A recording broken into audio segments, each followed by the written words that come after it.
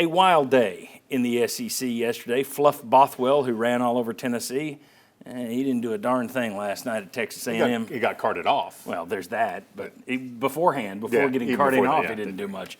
So Texas A&M 31-9 beats Mississippi State. Vanderbilt leads early, puts up a fight, but fades at Alabama. They still, to me, looking at that team, if you're thinking, it's just Diego Pavia, it's a good little football team. There's more than Pavia with Vanderbilt. Texas defense, which is supposed to still be good while Arch Manning isn't. No, Florida's offense actually looked like DJ Lagway could throw the ball. So, interesting day yesterday in the SEC. Tyler, I'll start with you. Let's take a look at Tennessee's remaining schedule. In October, you got Arkansas, Alabama, Kentucky. You see in the bottom line there who those teams play before they play Tennessee.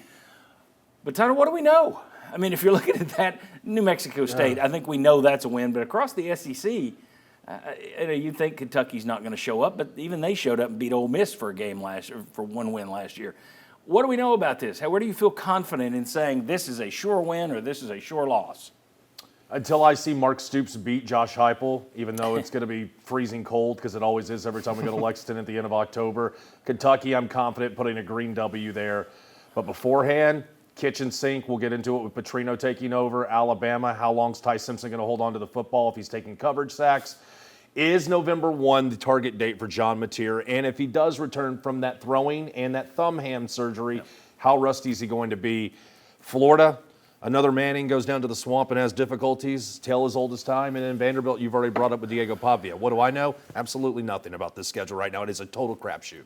I agree. I just think it's all over the place, Ryan. Yeah, I'll say a little bit more than that. I think if they can beat Arkansas at home, I mean, this team isn't as good as we thought, in my opinion. Arkansas looked like a train wreck against the Notre Dame team that's just okay. So I just don't think that's a super tough game. Kentucky on the road, you should be able to win that one. Everything else, well, New Mexico State, obviously. The other four, I think what we know so far is you have 4 tough games left, and that includes Florida, and that includes Vanderbilt. So I think that's what this league has shown us.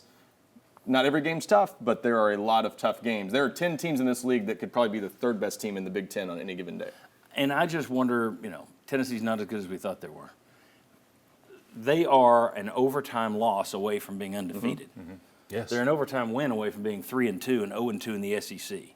There are a lot of us who see, it's funny, I tried to project 2 weeks ago, Mississippi State could be tough. And with Jeff Lebby, we put up the roster numbers, it's not as bad as you think.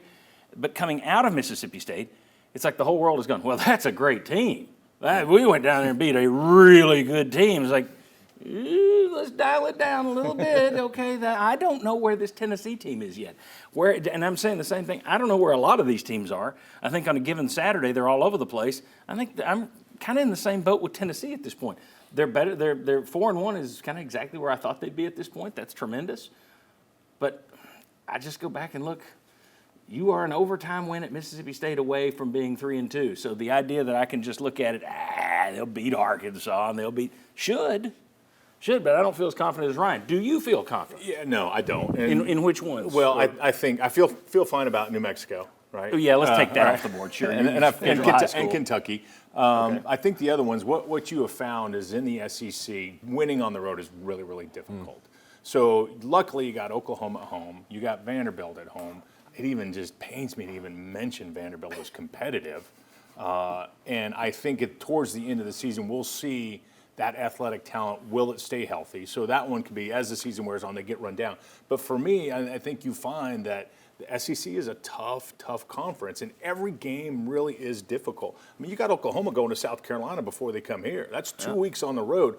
Are they going to be run down? I don't think they're the number 5 team in the country. I haven't seen it yet. They won't be because they're going to lose without Mateer. Yeah, but at the end of the day, you're like, okay, it is. I mean, when you go on the road, believe me, it is tough to play well on the road, win those games. It's their home atmosphere. You got the crowd against you.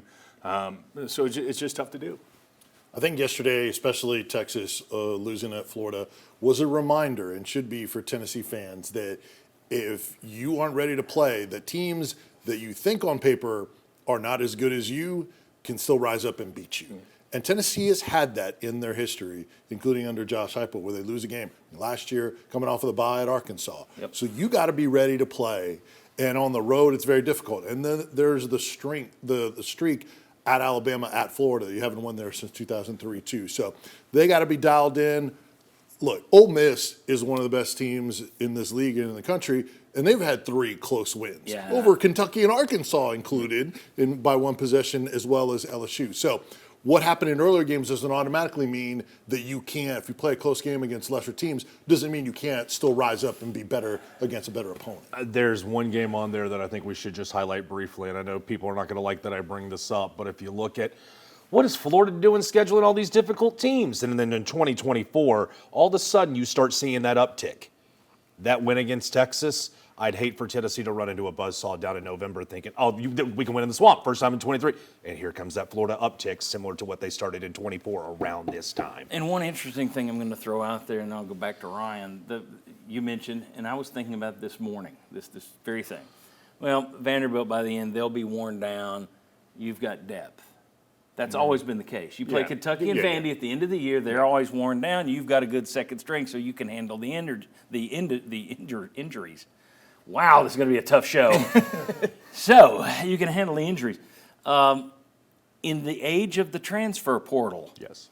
do you have the depth advantage you used to have in November that you've had in the past? I don't know. We'll see. But that's a question mark. All right. You feel more confident about a couple of those games at home.